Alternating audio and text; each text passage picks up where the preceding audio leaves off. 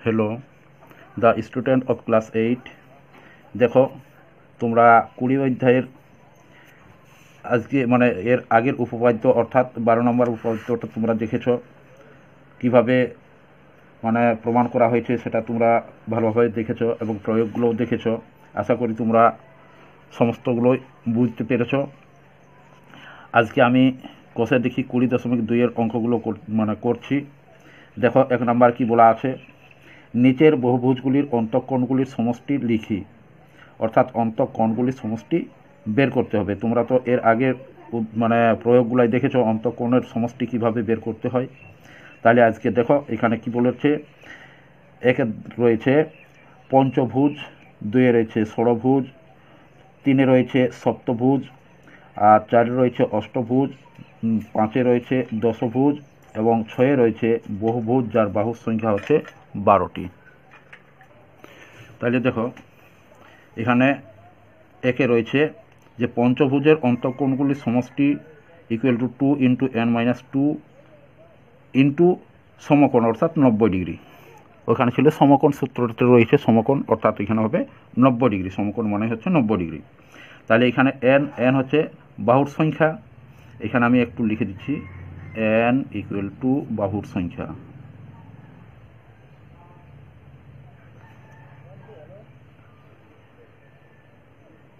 তাহলে n equal to বাহুর সংখ্যা হচ্ছে, তাহলে এখানে আমাদের কত রয়েছে, পঞ্চভুজ অর্থাৎ 5টি বাহু রয়েছে। পঞ্চভুজের অর্থ হচ্ছে 5টি বাহু, তাহলে এখানে 5টি বাহু রয়েছে। তাহলে n এর পরিবর্তে আমরা কি লিখব, 5 লিখব। তাহলে এখানে 2 ইন্টু 5 মাইনাস 2 ইন্টু 90 ডিগ্রি। তাহলে দেখো এখানে 2 ইন্টু এখানে যদি 5-এর থেকে 2 যায় তাহলে কত থাকছে, 3 থাকছে। তাহলে 3 ইন্টু 90 ডিগ্রি। তাহলে এখানে কত হচ্ছে, 3 দুগুণে 6 আর 6 মানে 3 দুগুণে 6 হচ্ছে 6 নাম 54 হচ্ছে 540 ডিগ্রি। তাহলে 540 ডিগ্রি হচ্ছে। তাহলে দেখো ষড়ভুজের অন্তঃকোণগুলির সমষ্টি সমান 2 ইন্টু n-2 ইন্টু 90 ডিগ্রি। তাহলে n ইকুয়াল টু কী বলা হয়েছে, বাহুর সংখ্যা বলা হয়েছে।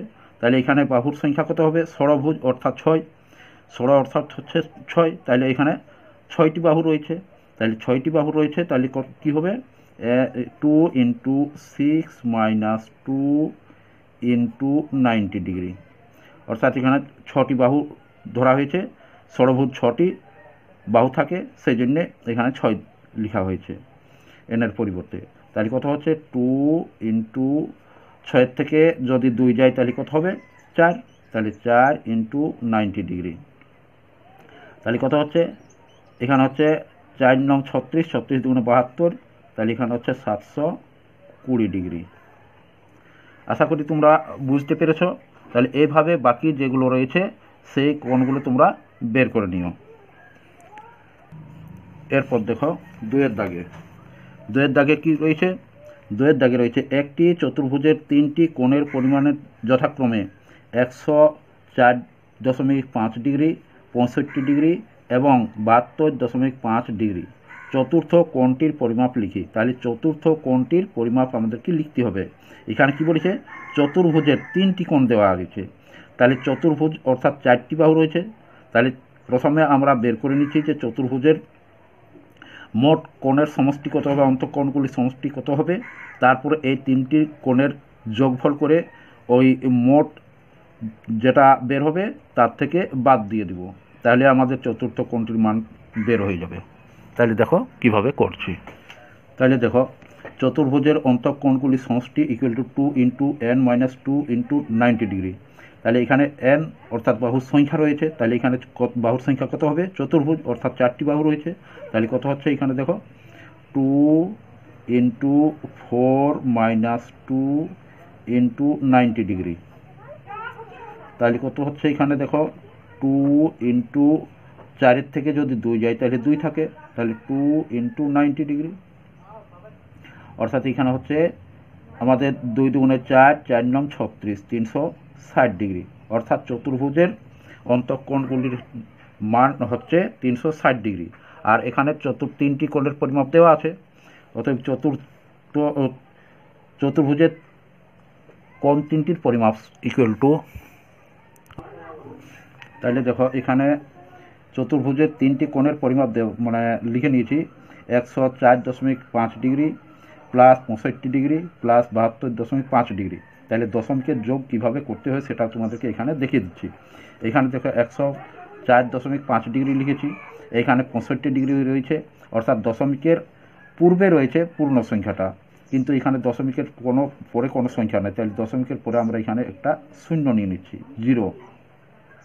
আবার 72.5 ডিগ্রি, তাহলে কত হচ্ছে যোগ করে আমাদের এখানে রয়েছে 5 আর 5 10 0, আর এখানে রয়েছে দশমিকটা আমাদের এখানে দশমিক দিতে হবে, এখানে ডিগ্রিটা রয়েছে, আর এখানে হচ্ছে হাতের এক চলে আসছে 3 হচ্ছে 8 5 8 মানে 5 আর 3 8 8 আর 4 কত হচ্ছে 12 12 2 হাতের 1 থাকে, এখানে হচ্ছে 8 8 আর 6 14 4 হাত থাকে 1 এখানে 2, অর্থাৎ 200 আমাদের হচ্ছে 42 ডিগ্রি। তাহলে এখানে লিখছি 242 ডিগ্রি 242 ডিগ্রি। যেহেতু এখানে দশমিকের পরে 0 রয়েছে তাহলে এই শূন্যটার আমাদের কোনো দাম নেই, তাহলে শূন্যটা আমরা বাদ দিয়ে দিচ্ছি। অতএব চতুর্থ কোণটির পরিমাপ হবে, অতএব চতুর্থ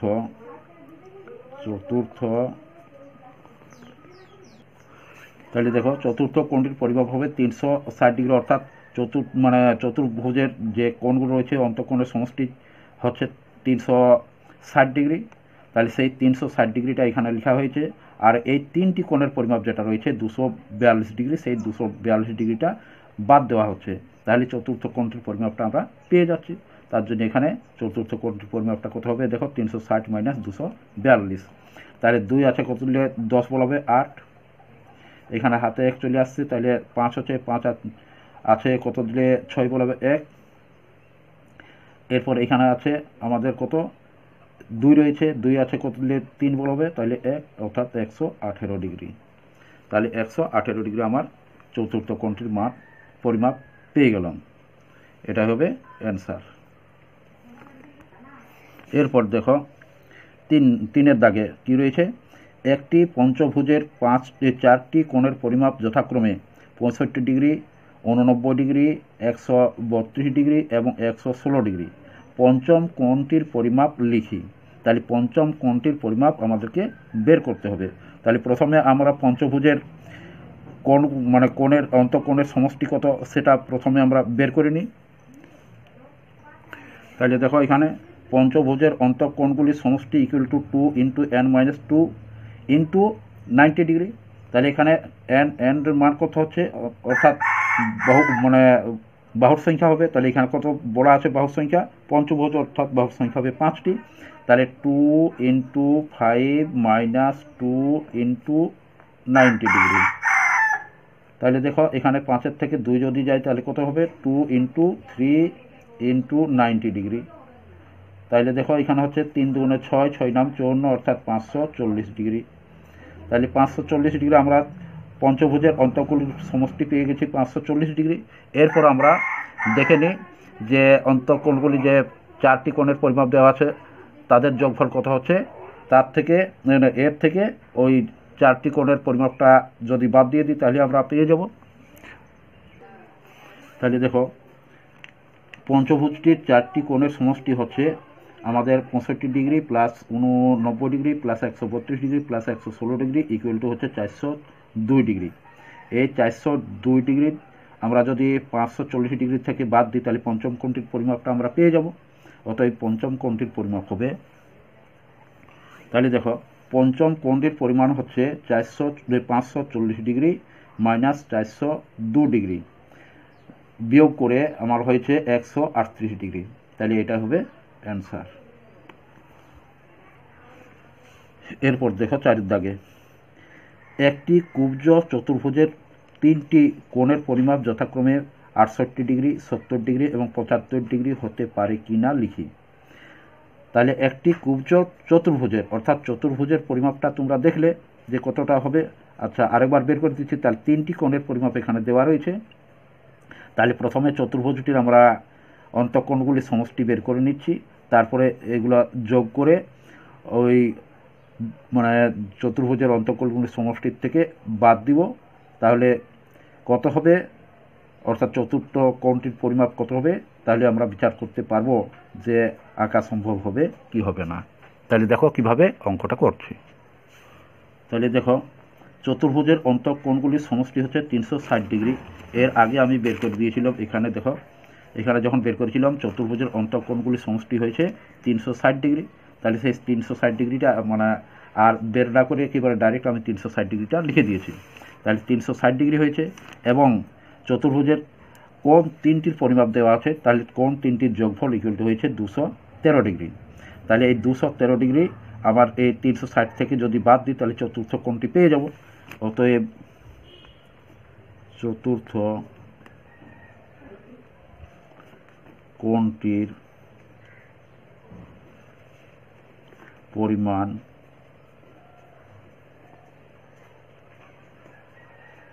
equal to 360 degree minus 213 degree equal to কত হচ্ছে?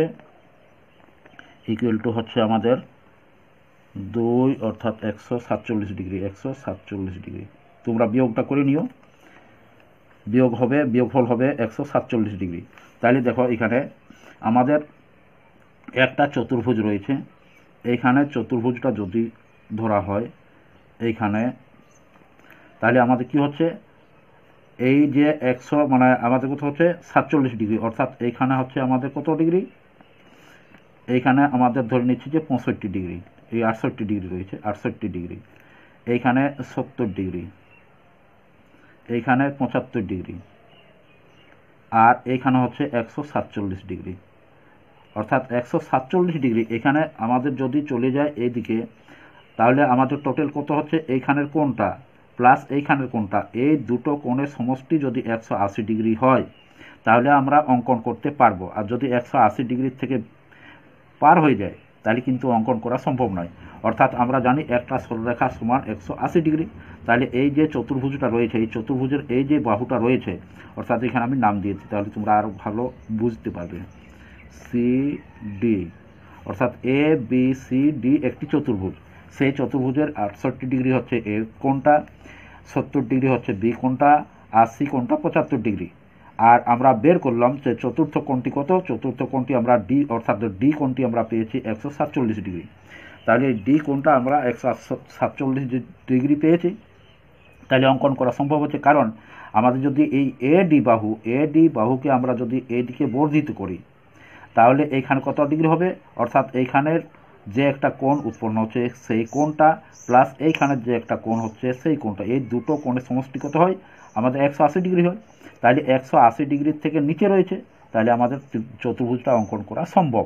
যদি 180 ডিগ্রির থেকে বেশি হয়ে যেত তাহলে কিন্তু চতুর্ভুজ অঙ্কন করা সম্ভব হতো না। এটা তোমরা কিন্তু ভালো করে খেয়াল রাখবে। তাহলে আশা করি তোমরা বুঝতে পেরেছ। তাহলে এটা লিখতে হবে যে চতুর্ভুজটি অঙ্কন করা সম্ভব।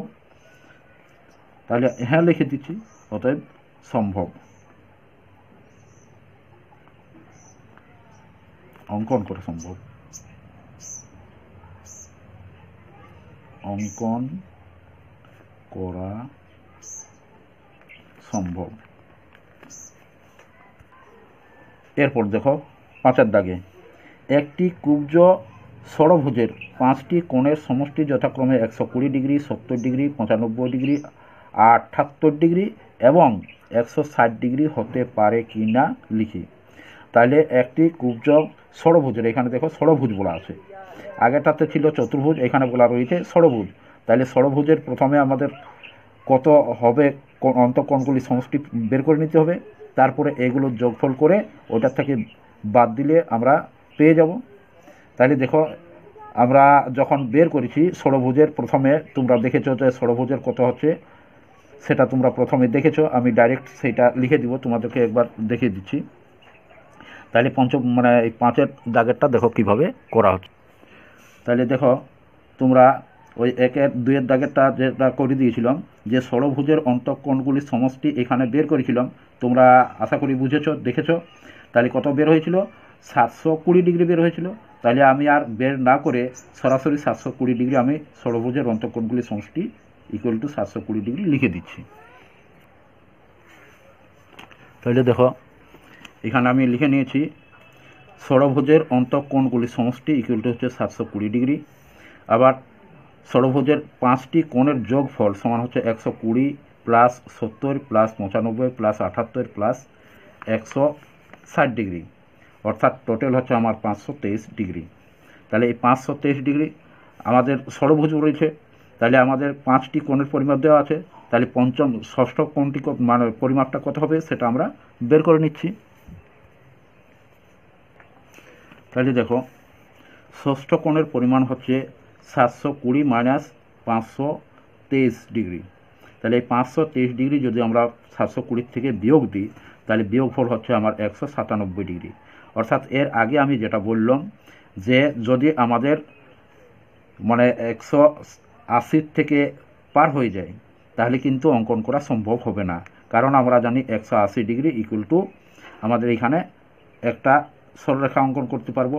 আর যদি আমাদের এটা এইভাবে চলে যায় তাহলে কি হবে, অর্থাৎ এইভাবে এসে আর এইভাবে চলে যায় তাহলে আমরা পঞ্চভুজ অঙ্কন করতে পারবো না। অর্থাৎ পঞ্চভুজের জন্য যে একটা বাহুর প্রয়োজন রয়েছে এই ষড়ভুজ, সেইখানে আমাদের অন্তঃকোণগুলি সমষ্টি বের করতে পারবো না, তাহলে এটা সম্ভব হবে না, অতএব অঙ্কন করা সম্ভব নয়।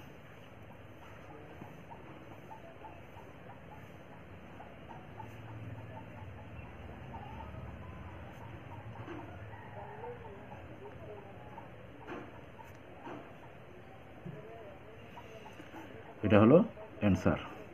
আশা করি তোমরা বুঝেছ। এর পরের যে অঙ্কগুলো রয়েছে পরবর্তী ভিডিওয়ে তোমরা পেয়ে যাবে।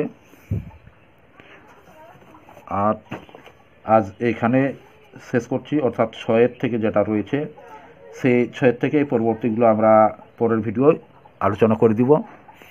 তোমরা যারা নতুন দেখছো বা আগের থেকে দেখেছো সাবস্ক্রাইব করো নি, তারা সাবস্ক্রাইব করে রেখেও নতুন নতুন ভিডিও পাওয়ার জন্য।